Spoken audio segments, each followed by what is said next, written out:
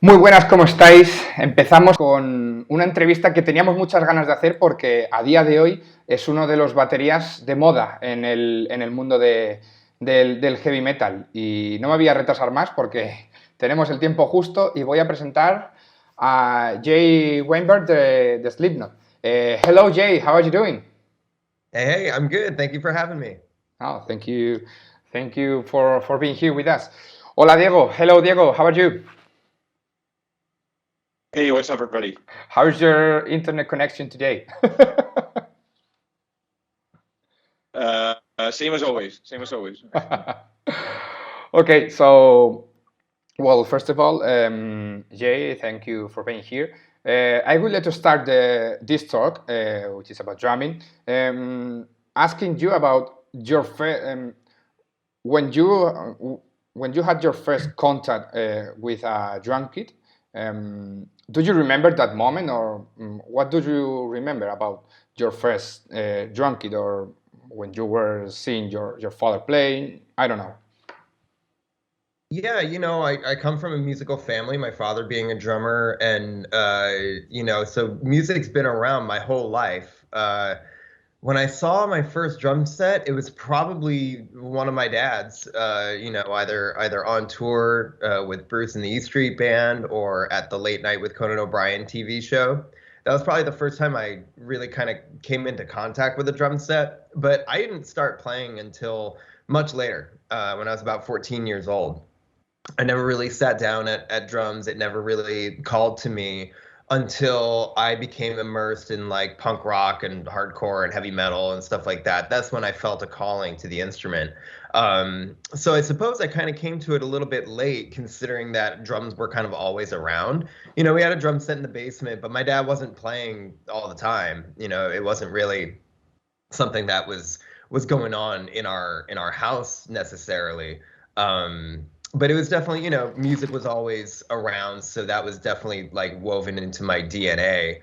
But yeah, coming to it on my own after discovering bands that I love that really spoke to me and wanting to participate in that in some way.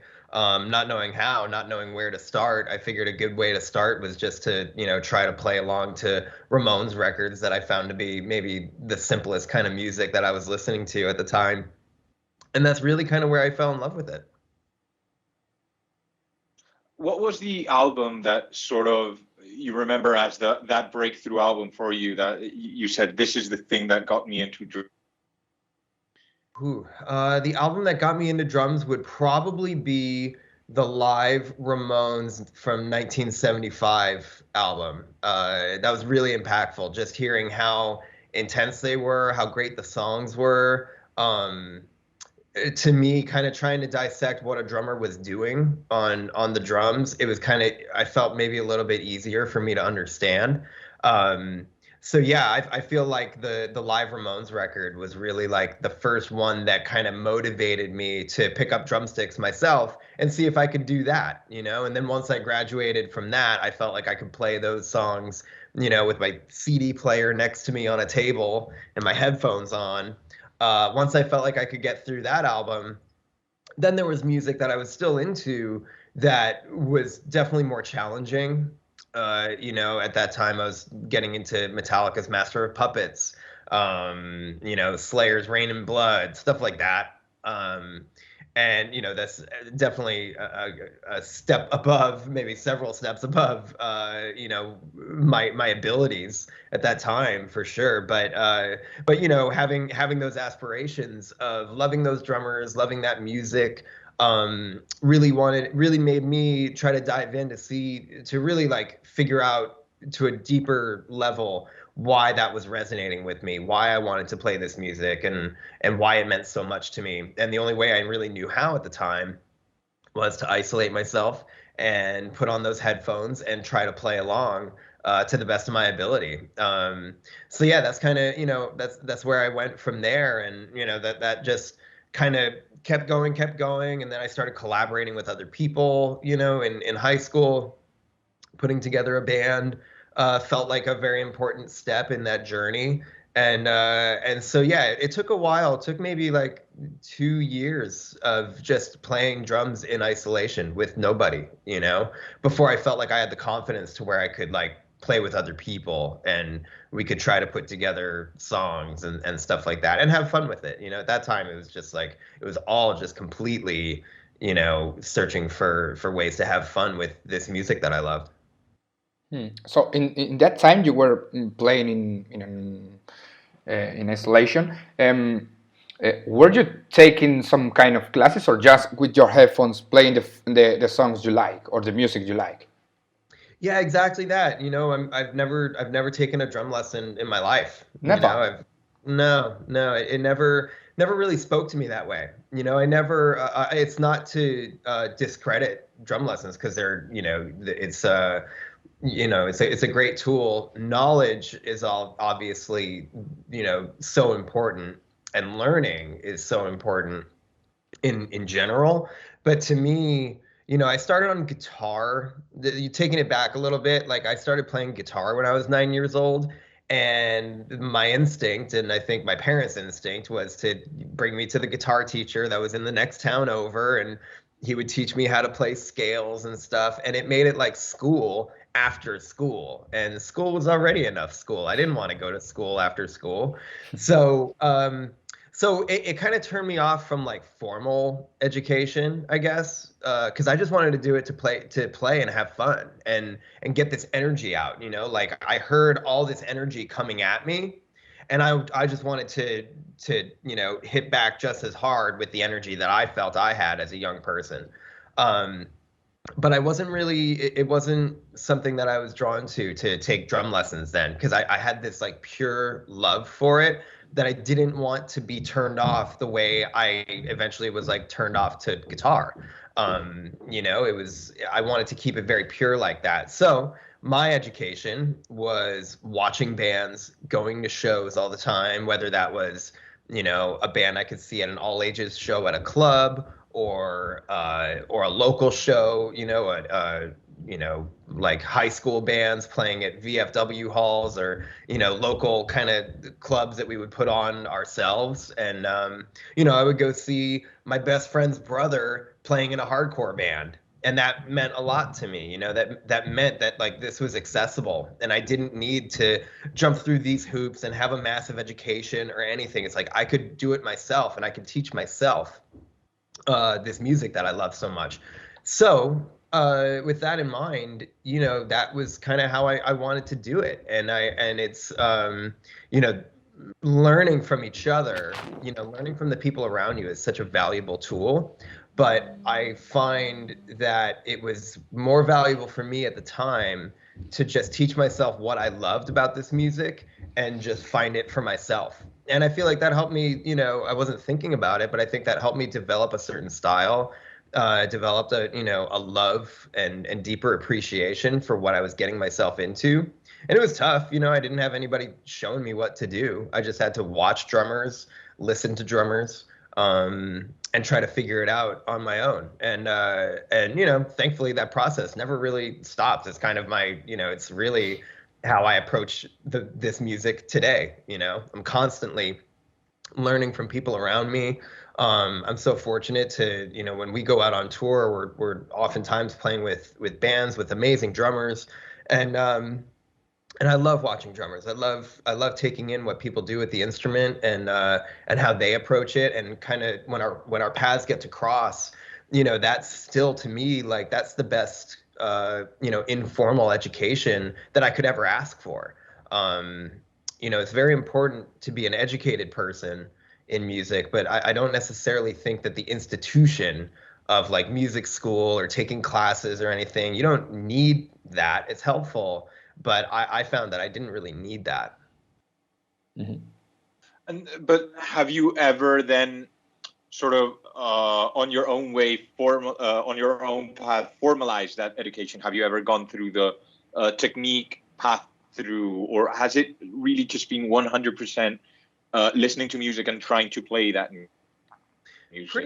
Pretty much completely independent. You know, like of course there are certain things that it's like I love being a drum dork just as much as anybody. So I'll give you an example. When we've been on tour with bands like Suicidal Tendencies, and I'm talking to Eric Moore, who's one of my favorite drummers, and I'm hitting him up about like, man, how do you do this? It's such a different approach to how I've ever experienced playing drums, and I'm so fascinated by what you're doing on the drums. And he'll sit down with me, and we'll go over, like, he'll tell me how he approaches the instrument and stuff, and that's so valuable to me. I could list off tons of drummers that I have those conversations with. Gil Sharon is a fantastic example of a good friend who has an amazing style, amazing way of approaching the instrument, and I'll sit down and ask. Yeah, I mean, like, that's, to me, it's like, you can ask questions of a teacher, you can ask questions of a peer, of a friend.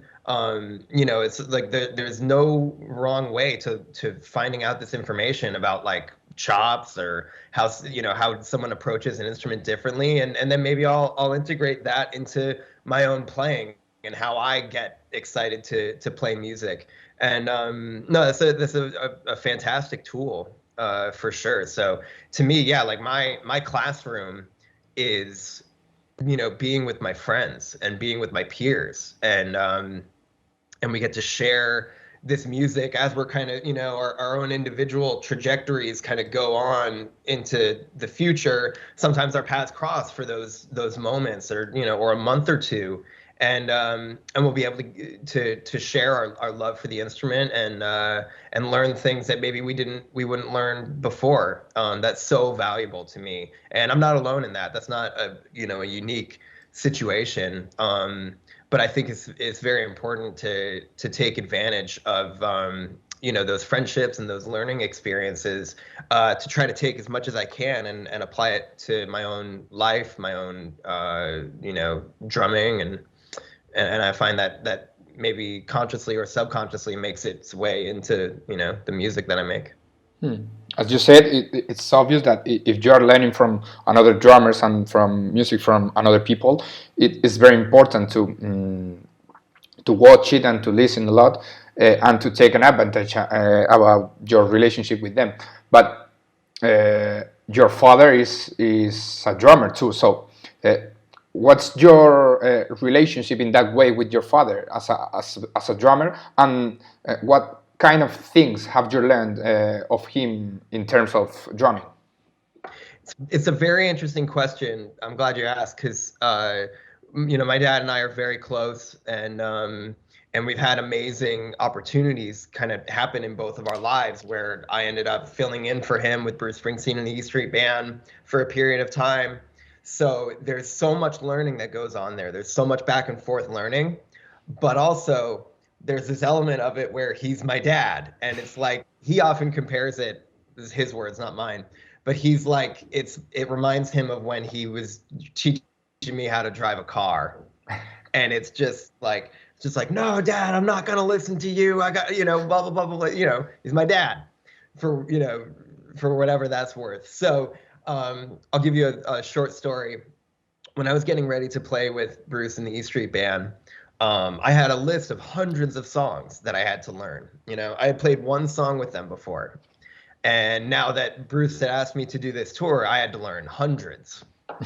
And so my dad sat me down. We sat down both at a drum set, and we had a list of songs, and we started with the first song, and he's like, I'm going to show you. He's like, you got to play this stuff exactly the way that I would play it. And we get into it, and I'm like, this is not going to work. Like, I'm not going to play it the way you play it. You play it the way you play it because you're you. I'm going to play it the way I'm going to play it because I'm me. Like, I can't. And that was a really great education in, like, learning that it's like, no matter what, every drummer is going to have his or her unique style. And it's a very interesting situation where we're both playing in the same band at different times, but at the same time. And so, so basically right there, we got into a big fight, and it was like, screw you, Dad, I'm not going to play like you. I have hundreds of songs to learn. Like, we can't do this and, like, toil over hundreds of songs. I'm going to learn how to play the song. And to me, and that was one thing that I learned with Bruce, is that at a certain point, you're not playing drum parts. You're not learning, specifically a kick pattern, snare pattern, what cymbal you're on, whatever. Don't even think about any of that. You're not playing drum parts. You're playing music. And that was huge for me to understand. And that helped me, that unlocked the doors to then be like, okay, I learned the music. I'm going to internalize the song and feel the song. And I'm going to approach it in the way that I approach the drums. And that's how I was able to then learn hundreds of songs, because I would learn how it made me feel. And then I would just replicate that on the drums. And that's, that's easier said than done. But to learn every single nuance of what my dad had played on those records for years and years and years, there's decades of information. And I was 18 at the time, so there's decades of information to download. And I was 18 and had been playing drums for 4 years. So that's a lot to ask of an 18-year-old. But to me, that's kind of like my dad's and my relationship with the drums. Nowadays, it's not really something that we speak about, because as he's gone further in his trajectory and I've gone in mine, initially it was together with the E Street Band. It was like this, synchronized thing. And then he continued on with that, and then I went this way. And, we talk about music all the time, but not necessarily as drummers, but just music lovers, people whose life is music. I love watching him play. He's my favorite drummer in the world to watch play. I'm hopeful when everything hopefully returns to normal and they go back out on tour, I'll be able to, go and watch them play as much as I can. But yeah, drums, it's not necessarily like he and I sit down and talk paradiddles or flams or whatever, but we talk about what music really means to us in a deeper sense. And I guess that's just how I've always kind of thought about music, and maybe how he's thought about music, is it's not necessarily in a technical approach. We're not really, we're very music obsessed, but not to the degree where we need to talk shop all the time. We more so talk in relation to how music affects our life, and that's very important. So it informs a lot of how, our father-son relationship has grown and developed since then. But yeah, it's very interesting. Rarely do we get the chance to actually play side by side. We've only done it a couple times in our life. It's just the way it happened. But that all being said, it's a relationship that I treasure more than anything.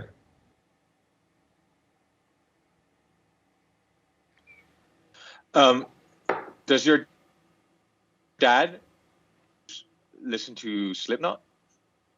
You'd have to ask him. When he comes to our shows, he has no choice. No, I think he enjoys the band.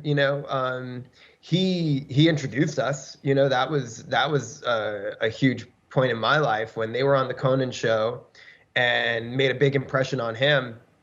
And they met, and they were like, "Hey, you ever want to come to a show? Bring your family, bring your kids, whatever." And to his credit, he did. And I started my friendship with the guys right then and there.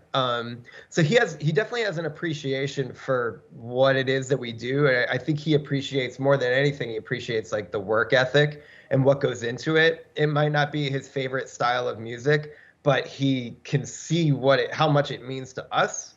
And when he comes to the shows, he sees that it's a cultural thing. It's this enormous culture that's been created by Slipknot. So I think he has an appreciation for it. I would venture to say he probably doesn't listen to it every day driving around in his car, but I think he enjoys it. But I'm not sure.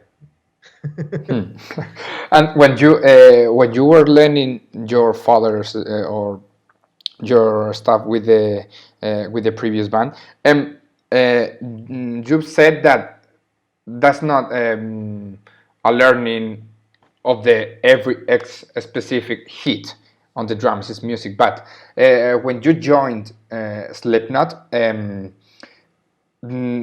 you change your way of thinking about how to play the songs, or you try to adapt it to you, or did you spoke with the band, or how was that process? It was very similar. Honestly, it's kind of the same way of thinking, you know. With Slipknot, you know, coming into the band, obviously there's a history there. There are records there that meant a lot to me and mean a lot to the band and to a lot of people. There's as far as like the number of songs, there's a lot less. You know, with Bruce, he handed me a list of like 300 songs to start on.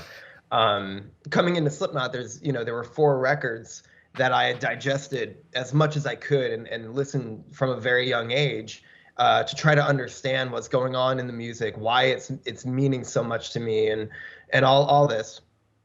And that's, you know, a lot of people have that relationship with music and with Slipknot's music. But for me, yeah, it was a lot of the same thing, you know. It wasn't lasering in on focusing on exactly like you said, like every single bass drum note or snare note, or if it's on the hi-hat or the crash cymbal or the ride cymbal. Like, I don't really think about music in that way. It's more about channeling the song, channeling the energy, the mood. Because like a song is like, it's a very malleable, living thing, you know. And I've had this conversation with friends how like it's incredibly ironic that you record a song and put it on a record oftentimes before you've ever played it live. And then when you bring it on stage, that's where you really start to learn what the song is and what it wants to be. Yeah. So it's ironic that like when you record it, you've hardly ever really even played it, you know? So it's very interesting to me. And that's how I think about when I'm, you know, playing these songs with the guys, especially newer material, you know, that we're all together for the conception of the song and shaping it into what it is. And we record it and then we bring it on stage, and it oftentimes becomes very different, you know, certain parts. But what you're trying to convey is a mood. We often say a temperature, a feeling, an emotion. And as long as you're trying to tap into that to the best of your ability, that's kind of what the task at hand really is.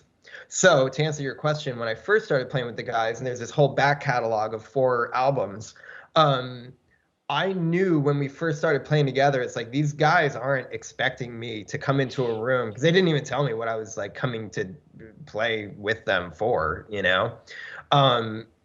They're not expecting me to you know, whatever, play everything exactly the way things have been recorded. It's like they know me as a friend, and they're bringing me into this to channel whatever I bring into the table into their music that they've made, and then have that connect as we move on into the future, making a new album and stuff like that. So to me, it was all about really taking that moment and trying to immerse myself as deep as I could into the feeling of Slipknot. Because to me, Slipknot is so much more than the songs. It's so much more than the, you know, everything, the visuals, the, you know, the clothing, the masks, everything. It's like so much more than all of those individual parts.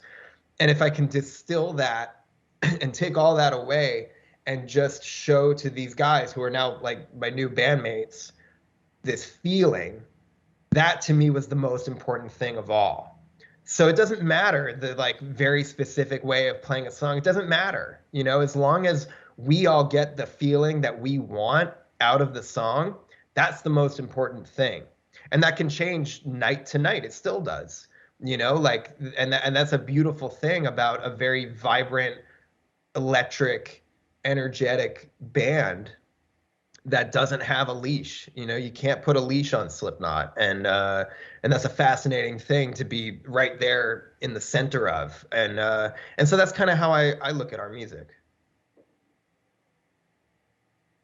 What has been the biggest challenge in joining Slipknot? over the years? Over the years, the biggest challenge of playing in Slipknot, I think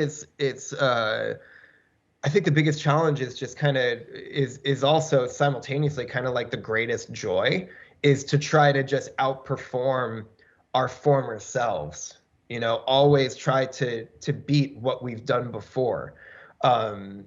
That's my favorite aspect of it, is that it's always moving forward. It always has this kind of forward momentum that I don't want to speak for everybody, but it feels like, you know, none of us are truly satisfied on any given day with, you know, reaching what we're kind of looking at as like the top of this Slipknot mountain. You know what I mean? Like, and I think that's the pursuit of art. That's the pursuit of music, is you're really never going to reach that top of the mountain, because the further and further you go, the more and more you start to uncover that there is. So to me, that's like it's a great adventure that you embark on, is, you know, the more and more you accomplish and push yourself, the more and more you realize there is to accomplish and push yourself into. That is to say that you know, we're always striving to put together a better song than we had the day before. We're trying to play together as a unit better than we had the day before. And that never really stops. And that's what makes every day kind of an exciting challenge, is we're never satisfied, you know, just straight up. That's just kind of the way it is. And I think we're all okay with that. We're all proud of the work that we do, because we know and we can depend on each other to bring our best, the best of our abilities to the table. And in doing that, I feel like we get better as a band. We probably get better as individuals, and what we bring to the table to our collective as Slipknot. That's an important thing, you know, and I think you never want to let yourself down. From my standpoint, I never want to let my bandmates down. So I've got to push myself to be 100% every single day, you know, whether that's on tour or in the studio. I feel like our new music has some of our best performance since I've been in the band, you know, over 8 years, and now 3 albums, you know. So it's a good thing to kind of have an inner barometer for as you move into the future. You always want to be pushing yourself, and so that's the biggest challenge, is finding those ways to dig deep. And once you know, every day, if you've dug deep, the next day you're going to have to dig deeper. And it takes a lot, you know, it definitely takes a lot, but that's, you know, that's all music and art. I think that should be the goal of any musician, any artist, is to, you know, once you've reached a certain depth of understanding yourself, you need to go deeper. You know, you can't stop. And that becomes a challenge, but it's a challenge I feel we all welcome. This is a good challenge, as you said, but you joined Slipknot 9 years 9 years ago, if I'm not wrong. I don't know the year we are now, in 22. Oh my God, I'm getting older. you are now 31, but you were almost a kid. You were 22 when you joined Slipknot, and you had a previous icon on the drums as Joey Jordison. I don't think now it's a problem, but when you joined Slipknot with the comparisons between your way of playing and Joey's way of playing, was it hard for you, or did you have some doubts or some kind of, I don't know, were you nervous just because of that, because of the comparison of the people? I have to say that most of the people who I talk about that, about both drummers, says that you are quite good, and it's not a drama. Because you have been doing an awesome work since you joined Slipknot. But how did you feel the first years, maybe that feeling with the comparisons? Honestly, it's not really anything that any of us ever thought about, because when I first joined the band, and I say this with an enormous amount of respect and love for Joey and for the history of the band, and but with all that being said, when I joined the band, it was a little bit spoken, a little bit unspoken to me about like we're just looking forward. And it's not about where the band has gone. Obviously, there's music in the past that we're going to be playing, and that informs kind of the direction of the band. That's all understood. But we got together, played a bunch of old songs, and then the next day we started working on what would become Point Five, the Gray Chapter. And so there was no time to really look in the rearview mirror, and still there really isn't. Like we don't really do that. As a band, looking back and kind of fawning over previous efforts of what we've done. As we look forward, we're not talking about how great Point Five the Gray Chapter was, how great We Are Not Your Kind is, because when you look at those things, that starts to inform what you're currently trying to create based on what's making you feel in that moment. So it's not something that was ever talked about or that ever really informed anything. I say that with the most love and respect in my heart, but it's the truth. It's I learned that the only way to survive this enormous kind of entity of Slipknot that hovers over me and all of us, the only way to survive in it, excuse me, is to charge all the way through together. And that was kind of important. And we would have discussions about that of like, look, any one of us has to live and die by every single day, and we can't, as far as my older brothers who have started this band, back in the mid 90s, it's still an everyday challenge, opportunity, to play this music that we love. And so we're all in it, as far as us on stage being in it together, we're all equals in that, trying to force this thing out into the world. So it's not so much looking in the rearview mirror or, like you said, like comparisons to the past or anything. That's really that's just kind of outside chatter, and it doesn't really affect us. It's not how we look at the band, really. And I kind of appreciate that because it helps us kind of focus on what's happening now. Because if you look at anything else, then you're not staying in the present moment about what you're creating, and you get distracted and you start to lose focus. So thankfully, that's really not a concern for us.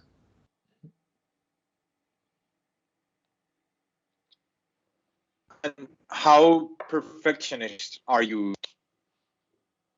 How much of a perfectionist am I? No, as a band. As a band. Oh, as a band? Yeah. As a band, I think we are all perfectionists to some degree. When you're collaborating together, you have to have a little bit of leniency in how you see things as perfect. I think when we consider something to be done, like, say, for example, if we're working on a new song, more often than not, a new song will become something totally different than what the original intent was, So that could be a myriad of things. Like Jim Root would oftentimes come with a very thought out kind of way of a song could go, a verse riff into a chorus, into a bridge and stuff like that. And then the more and more everybody kind of has input on it, the more and more it shifts and hopefully, whatever, improves or changes. As long as we're all feeling it, it gets closer and closer to the vision of what the song wants to be. And I think part of the process is really just trying to get yourself out of the way and let the song be what it wants to be. And a lot of that is checking your ego at the door, It's not about any individual effort in a song. It's about the chemistry between us. That's really important. And so, a song will end up being totally different than you wanted it or intended it to be. But as long as you're feeling it and we're all feeling it, then we're comfortable, calling that a Slipknot song. And so you have to have a little bit of latitude in that and understanding where your collaborators are coming from. And that's not just me, that's everybody. The guys might be looking at the way I'm playing drums in a different way than I'm looking at it. And because it's informing what they're laying into on their guitars or the keyboards or the vocals or percussion or whatever, through collaboration, we kind of talk about musical choices that need to get made and ultimately create a song that we start to kind of, over time it takes a shape, and then we can all realize that it's like, yeah, that's what this song is meant to be. That takes a lot. It takes a lot of spoken and unspoken collaboration and working out ideas and just working really hard and throwing yourself into it entirely. I'd say when it comes to the execution of like myself recording drum parts, for sure, I hold myself to a really high standard. I'll play one song for 14 hours in a day, and I might play it, great for all that, but there are certain things that I'll listen back and I'm like, that thing is just not quite right. And I did that a lot on our newest recordings. There was so much where it's just like a little thing that's just like tweaking me out so hardcore that I don't want to put out anything that if I can control it in my own drumming, I don't want to put anything that's 99% or less than what it should be. Everything has to be 100% to me. And I'm really, I think over the years I've found the right way or a better way of expressing that to, my collaborators, my bandmates, our producers, the people around us, that it's like, I've got these ideas and these things I want to execute, and how this drum beat will sit with the guitars and the vocal, and I might not get it right at first, but I'm circling around it. Oftentimes in the studio, I'm just like circling around a thing constantly until finally I can execute it. And I know it when I hear it, but it takes a long time. Sometimes it's very instinctual and it happens very quickly. But when it takes a while, it's like, man, you're just like, once you get it, it's very gratifying. And I feel like a song like our newest song, the Chapeltown Rag, was a great example of that, in that it's all over the place and has a lot of movement, a lot of excitement in what the drums are doing. And that was an exercise of a lot of different things and throwing the kitchen sink at the song and seeing what works, seeing what doesn't work.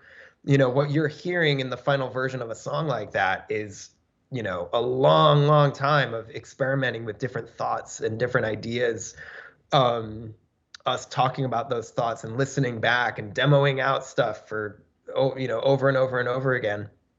It's a very, rewarding and thorough process in that way.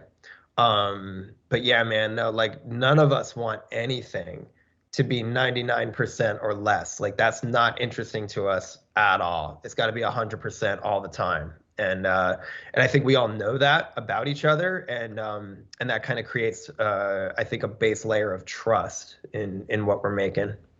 And you've been working in your third album with Slipknot, and you released one of the songs. I don't know if that will be included in the album, because last time All of Life was not included in We Are Not Your Kind, but have you changed something of your way of playing for this record? It's been like an evolution of your relationship with the Slipknot stuff and way of playing.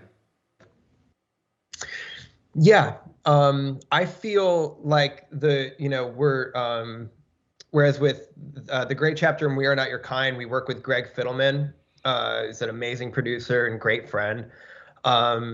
For this record, we worked with Joe Barisi, who's a new friend that we never met before embarking on making this record together. So Joe was great in reaching out to all of us individually about what our goals are with this, with what we're going to create. And so he and I got to talking because he kind of wanted to get a feel for, the music I love and what I like about what we're doing and this and that, what I would want to change. And the way I kind of broke it down, because it's hard to explain all these things, but the way I kind of broke it down was like with the Gray chapter and We Are Not Your Kind, if I was on a fence about whether or not to take any kind of musical decision and do something that I know I could do and do well, but I knew that, or try to push myself and do something that I would never do something that totally pushes my abilities or the way I think about music. If you could look at that as like a fence and you could fall on one side or the other, I wanted to fall on the side of pushing myself into territories that I've never been before. And that was kind of how I told Joe. And Joe could understand that because he also worked on those two records as well. He mixed those two records. So he kind of knew, where on the Gray chapter, like that was my first record with the band, and I'm trying to, do my best into putting my best foot forward. And when you're putting your best foot forward, you're relying on your, your strengths and what you can bring to the table and be like, oh, I can do this well, but that's not necessarily pushing into these new territories. Of course, it was a challenge. At that time, it was the greatest challenge in my life. And so was We Are Not Your Kind was like another step in that direction. But it was more of like these kind of, I'm gonna use the tools that I've honed over these years. I've been playing drums for like 16, 17 years, something like that. And I've been sharpening these tools to then rise to the occasion of making those songs what they are. I wanted to take that philosophy and flip it on its head, where it's like, I want to do shit that I've never done. I want to do stuff that is challenging to me in a way where I'm looking at the drums in a totally different way. And there are things in there that by nature of the way the song has been crafted forced me to have to really play outside the box. Like I've never in my prior playing have I led with my left kick drum foot in a phrase. And in some of these new songs, the way it's kind of constructed and the way it sits with the guitar riff, I have to lead with my left foot. Like weird and interesting challenges like that. I told Joe and we kind of had discussions as a band, making this stuff, that I was like, if there's anywhere where I have to make a choice of being conservative and doing something that is that's in my wheelhouse, or be exciting and adventurous and do something that's totally out of the box, I want to go down that path. I want to do something that's totally out of the box and crazy and chaotic. Like you said, I feel like the Chapeltown Rag is a good example of that. There are other songs that are definitely really good examples of that. And so that was really my main focus in this was, none of us want to repeat anything that we've done. And if that was a way that I could kind of change my contribution to the music in some way, I wanted to make exciting musical choices that were different than things I've done, and I feel we've accomplished that, and I've accomplished that in my playing. So yeah, I'm pretty excited about it. Would you say the most fun song to play for you is on the new Slipknot album? Ooh, well, we've only played one live. And to me, that's like where everything, a song really starts to get its legs and starts to live its life when you bring it on stage. You can work as hard as you want in the studio, and it is hard work at crafting something and editing it and going back and changing things and whatever. But to me, the true test of a song is how it performs on stage. And sometimes they don't. Sometimes a song is not meant to live in that space. It just is the way it is. But my favorite songs are the ones that we bring on stage that then take a whole different life, on its own. I'll give you a couple examples. We created the song Custer off of the Gray Chapter in about 2 hours. that song came together really quickly and really impulsively. And it's a very simple song structure. There's a lot of like not thinking about it. And we were really happy when we recorded the song, but then when we played it live for the first time, all of us were like, "Oh my God, that song is a whole other level when you play it on stage." It's very interesting when things kind of kind of become that, like that happens a lot in the studio. Like sometimes, we're as you enter into the studio, oftentimes you've prepared like 14 or 15 songs before you get into a recording setting, and you kind of have your favorites. You kind of have like, oh, I can't wait till we record, this song, or I can't wait to this, and some more than others. And oftentimes the song that's like your favorite can sometimes change in a myriad of different ways and then become like not your favorite anymore. And then like the dark horse in the corner that was like a song that you weren't really thinking about, all of a sudden it changes and it becomes like your favorite song. Like that's always really interesting to me. And then when you bring it on stage, it's totally different. Nero Forte was a really exciting one that I really liked in the studio as we were putting it together. And Clown had this really cool snare thing in the middle, and that's kind of what we constructed this song around. And then that song just every night is so great to play. I love playing that song. So, that's like an example from each of those two albums. With this album, we've only played one live, the Chapeltown Rag, which I really, really do like. There's a bunch that I'm really excited to see, how and if they, make it on stage, how they start to live their own life. That's exciting to me. So I'm not sure what's gonna happen. Like what songs are the ones that we choose to to put out there, or if we choose to play the whole album, start to finish, who knows? There are many different ways that we can bring these new songs to their new life on stage. And that's an exciting challenge to me. It's always finding what new songs we're going to throw into the mix. Because that's where that's where we do our thing, is on stage. So we'll see. But, the Chapeltown Rag, the 2 times that we've played it till now, it's a very exciting song to play live. And I really enjoy that one. What about the songs that you never play live? Are those less fun or what? No, I think it's more so, dictated by just the time constraints you have on stage. Often, we're playing up to about 2 hours a night. So you kind of have to choose the songs that are going to tell an interesting story, an engaging story of music for what we're doing. And that can select from all these eras of the band.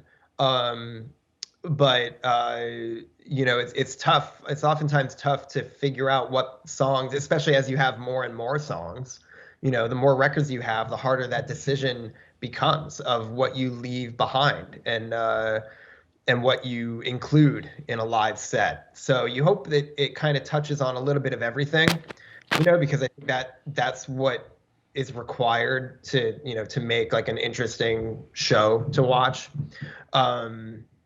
But yeah, it's tough. There are songs that I wish would get played live, but we just kind of don't have the time. If we sacrifice, we could have one like really long song. Like for example, I love playing the song Iowa off of the album Iowa, and we've only played it once together, and we played it for 30 minutes.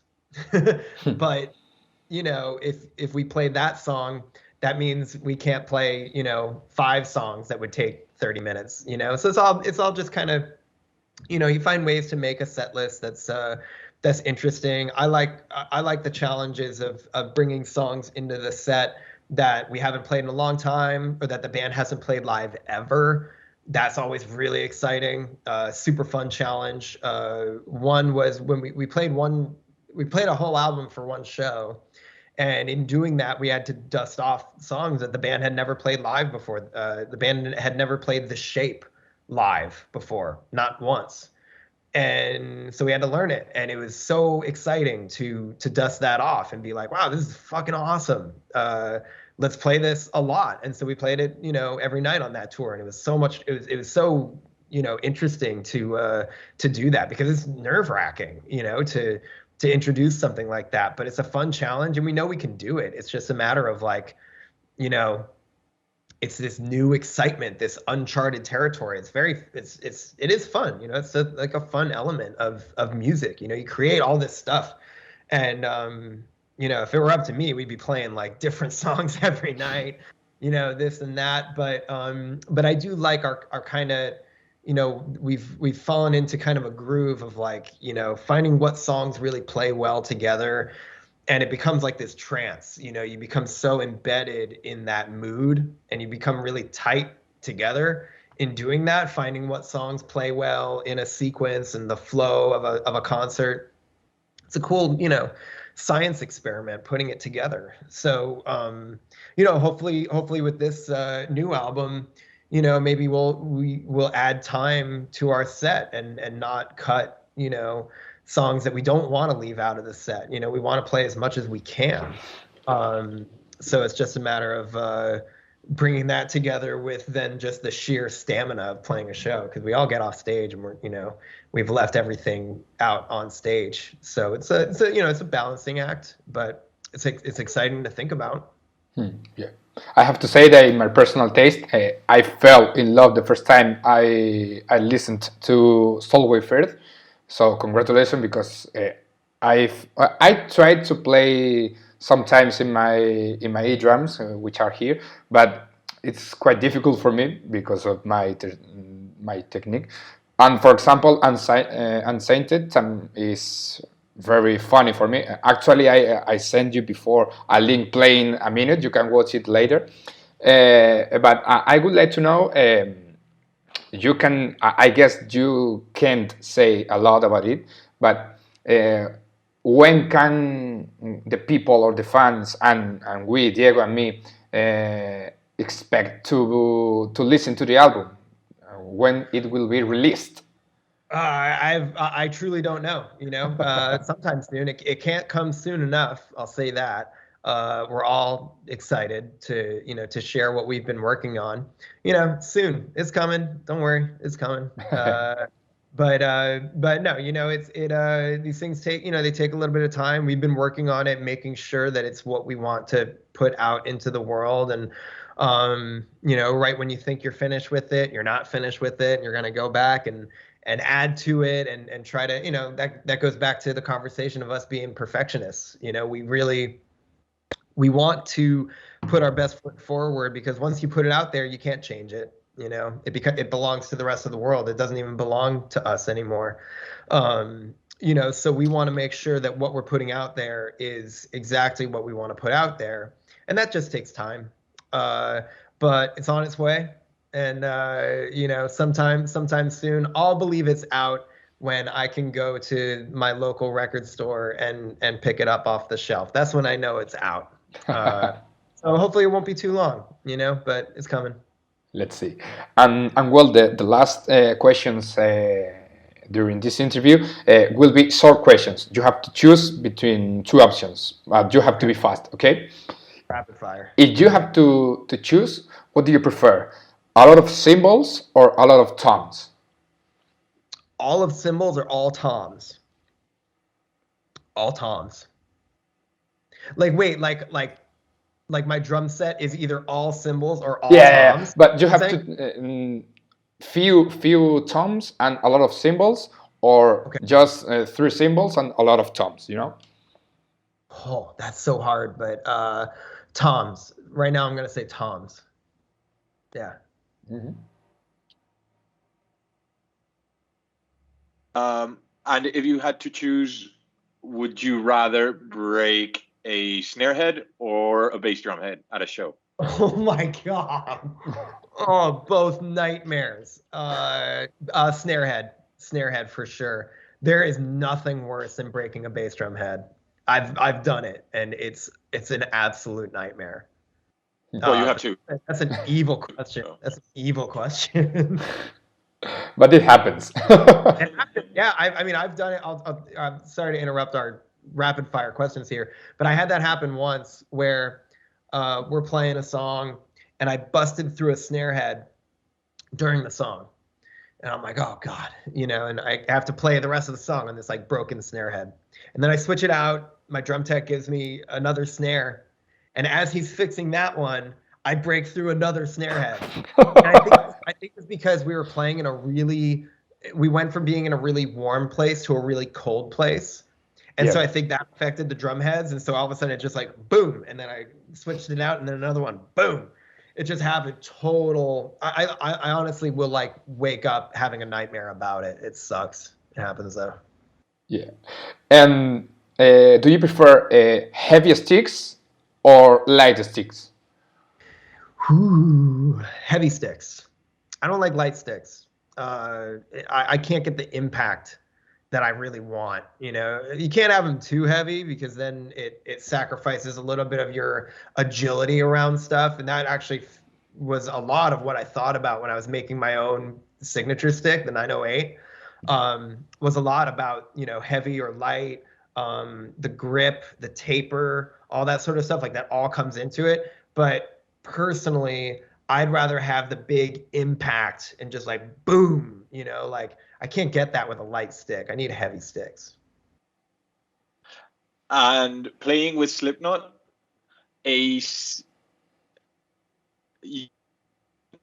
like these jazz bop bass drums, or using the K special dry cymbals. Sorry, can you say that again? I think you broke up a little bit. Yeah, sure. Sorry, playing with Slipknot, would you rather use a 16-inch bass drum or the K super dry, the special dry cymbal? Man, all these choices of like I'd rather not any of this happen. Let's see. I'd rather play with like the K cymbal. It's a great cymbal. It's not to say anything bad about a cymbal series like that. Yeah. It's different. Like I like a lot of brilliant cymbals, and heavy cymbals. I like that. So that's definitely not that. But yeah, playing like a 16-inch, you're talking like a 16-inch drum head, right? Like I will say, yeah, like the bop kits.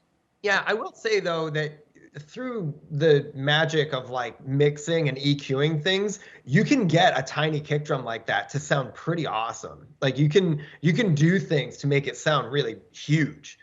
So maybe that. I don't know. Yeah, you know what? No, I think I'd rather play. It'd be interesting. It'd be an interesting challenge to see if that would sound cool. I actually made my kick drums are a 22-inch head, but 14 inches deep. They're pretty shallow. I wanted it to kind of have this like if Ringo Starr was playing in Slipknot kind of vibe. And so I do like the control that you have over smaller kick drums like that.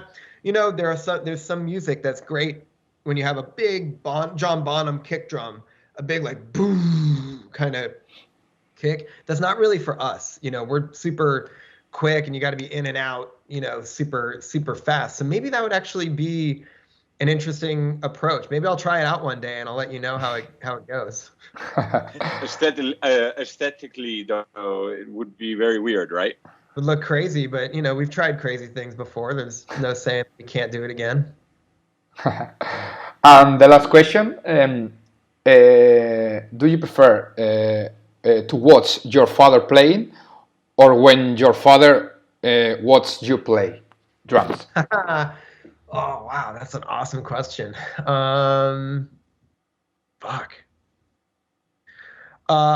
If I really think about it, I think I prefer watching my dad play, because I love the experience of learning from him and watching him do his thing. When I'm playing, it's just like I'm so in it. I can't think about who's watching or whatever. Like I just kind of like on a good day, I just kind of lose myself, and I have no concept of like who's there, who's watching, whatever.